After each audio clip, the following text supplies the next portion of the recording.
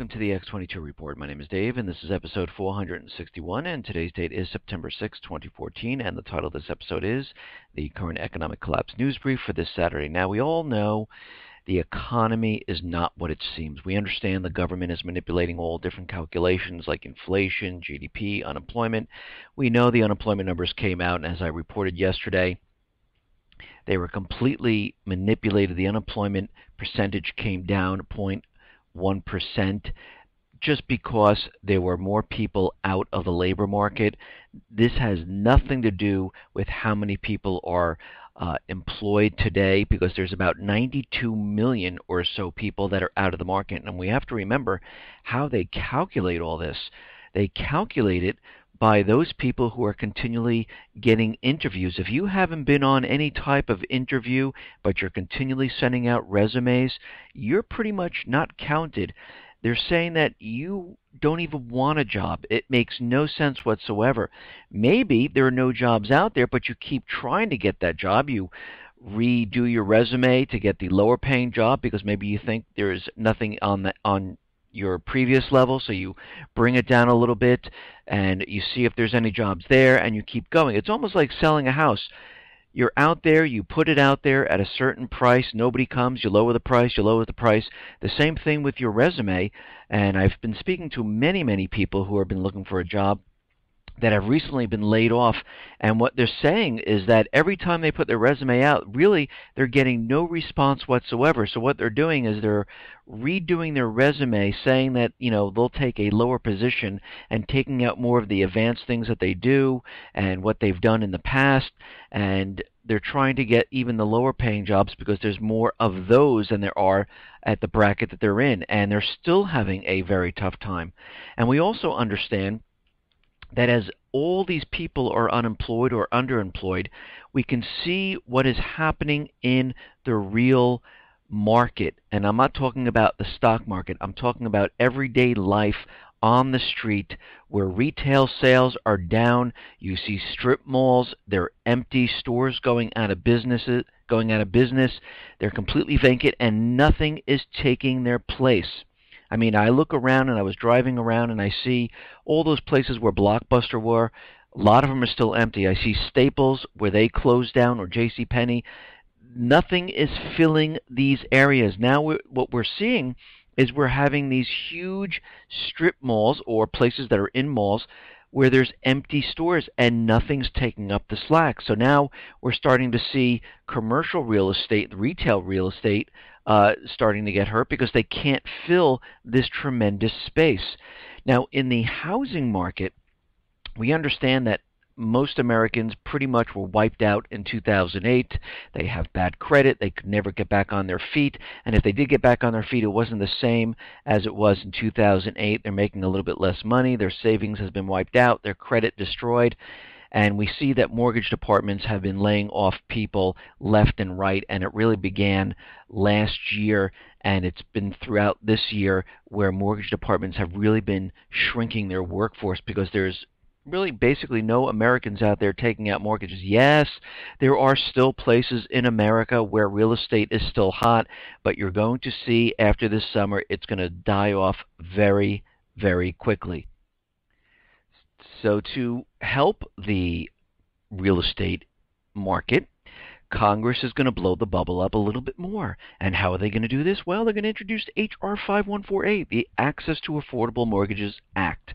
And what this is going to do, basically, it's going to allow Congress to exempt certain higher risk mortgages from property appraisal requirements. So if the house is looking like it's not really worth what it's worth, you'll still be able to take out a loan, and of course you're going to bring in a lot of people that shouldn't be buying these houses. There'll be no checks and balances on this. There'll be no due diligence on this, and they will blow the bubble up a little bit longer, and you know that this is going to be a disaster in the making, and real estate will come tumbling down. And I don't really believe at this point that this is actually going to help, because most Americans out there, they're just tapped out completely. They're not even looking. Yes, they have a dream. They would love to own a house, but it seems like the resources right now and the income coming in, even if they get a mortgage, they're thinking to themselves, you know what, we just won't be able to sustain this, and we just can't purchase these homes. And I really don't think this is going to help out at this point. I do believe that the central bankers, the Fed, do believe that if they pass this, they can bring more and more people into the market and pump this up as best they can, just like the auto industry, where they allow subprime people in. If you have a heartbeat, you can get a car loan, drive away. But we see how we see what's happening with that. There are more delinquencies. People are late on their payments. The repo man's coming. They're taking the cars away because they really couldn't afford these cars, and they don't have the ability to keep up the payments. And this is why this all starts to fall apart sooner or later. You just cannot sustain this. Okay, now it looks like the Department of Homeland Security, according to a recent study that they've created, it shows that there is a rise of the sovereign citizen, and this is America's top domestic terrorist threat, according to DHS. Experts say members of this movement are anti-government and often violent against law enforcement officials.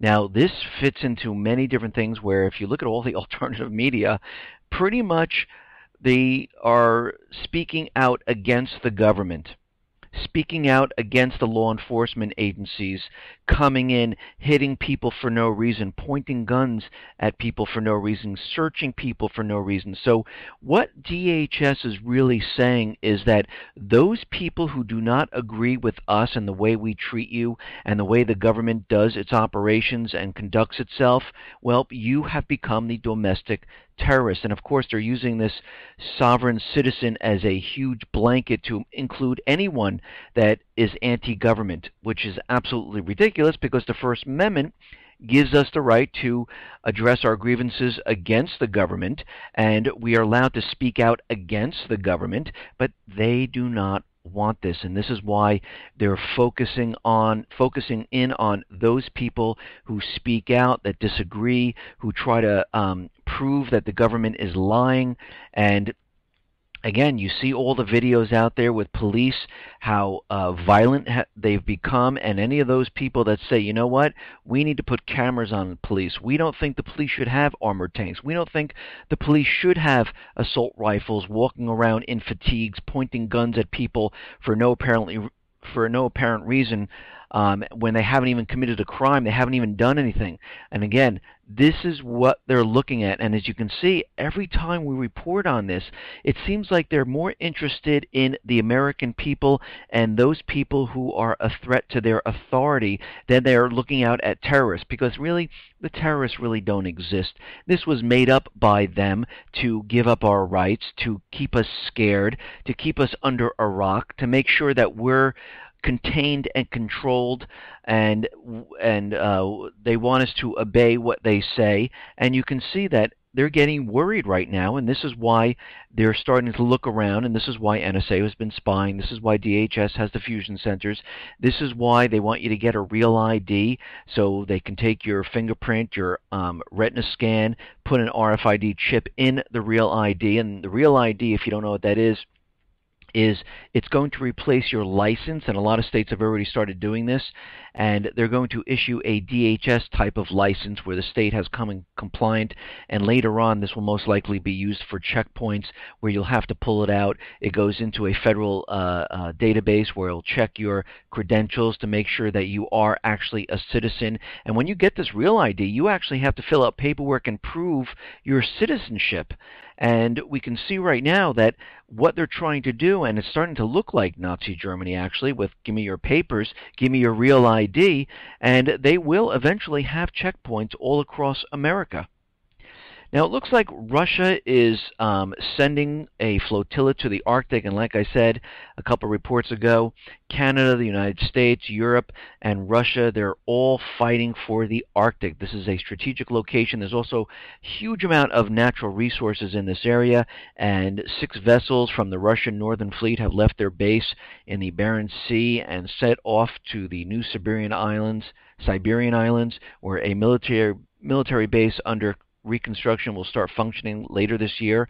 And all these countries are starting to set up. They're building bases, they're building platforms to get to that oil, the natural resources in this area, and everyone will be fighting for this area.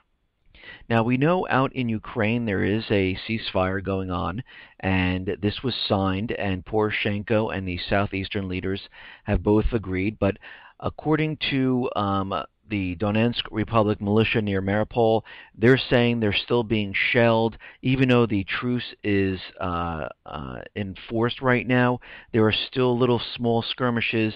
There are still shelling going on, and it really hasn't stopped. Now, it looks like Poroshenko was interviewed by BBC correspondent Stephen Sakur, and Poroshenko is saying that he doesn't really believe that this ceasefire is going to be a long-term ceasefire. He's going to do everything in his power to keep peace. He's going to do everything to work with the Ukrainian people to keep this, but we've heard this once before, and like I said, this could be a tactic for a couple of reasons. One, to regroup, bring in NATO forces, bring in military assets. Two, Ukraine wants to join NATO. Now there is a ceasefire. Under NATO regulations, you can't join NATO if there's some type of civil war or a battle going on. Now it has stopped. So this would give them the opportunity to join NATO. Once they join NATO, have more forces come in, and then all of a sudden start the fighting again. So we can see that this is not what it seems to be, but we'll have to wait to see how this goes. I'm getting the feeling that this is a strategy where Poroshenko is using it to regroup. He's trying to get Ukraine to join NATO because the United States right now is pretty much saying, no, we didn't receive any or NATO is saying we haven't received any application. And the United States saying, no, there's no application made to NATO whatsoever. They don't want to join NATO.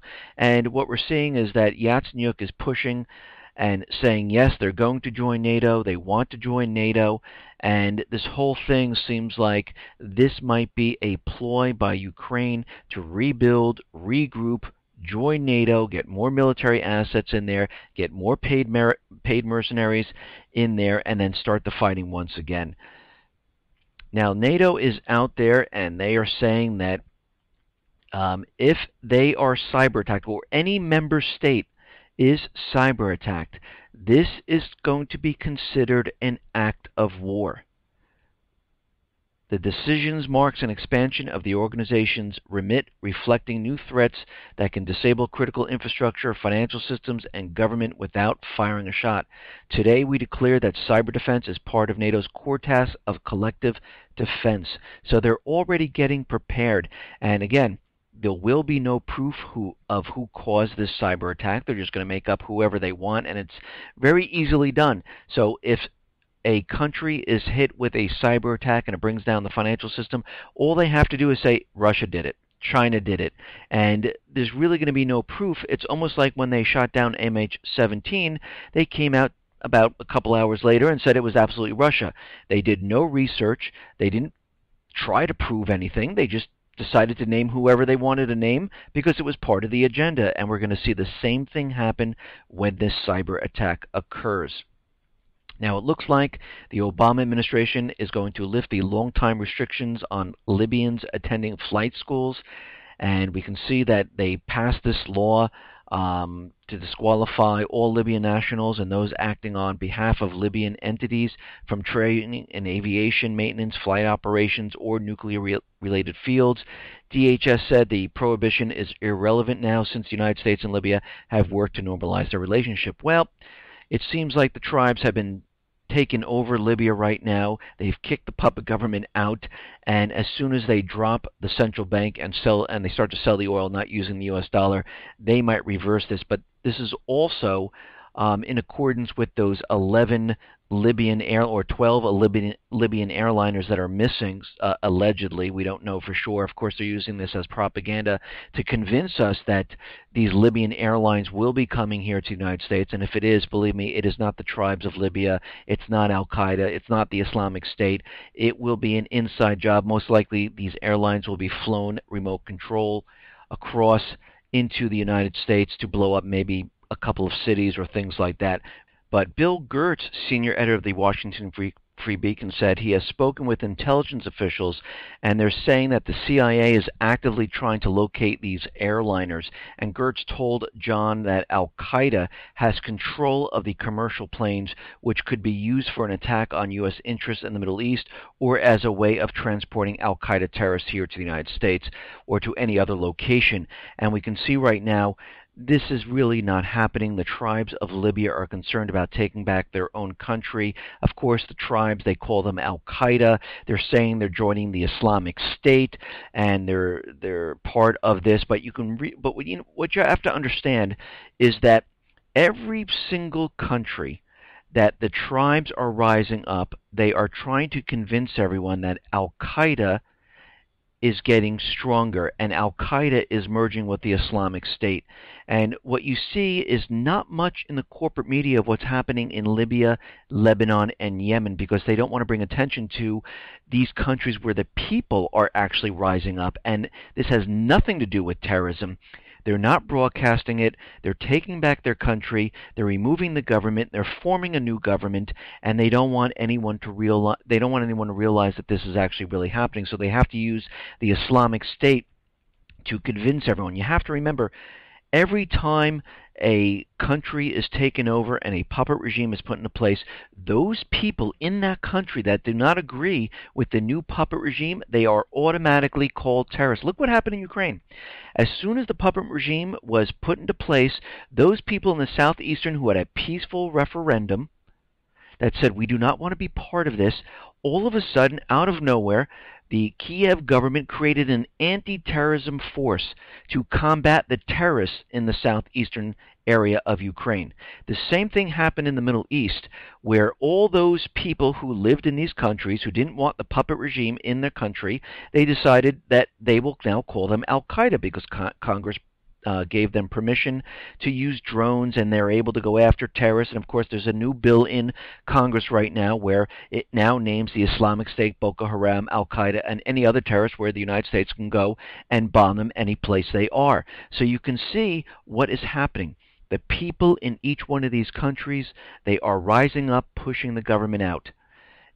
Inside Iraq, we have a dual thing going on. The people are rising up, and they needed the Islamic State to come down from Syria into Iraq to make it seem like terror is everywhere. And this will be an inside job because this is the only way to get people into war. They need to lie to them, they need to trick them, and they need to make them afraid. Listen, everyone, thanks a lot for listening. Be well, be safe, and especially be prepared. Thanks a lot.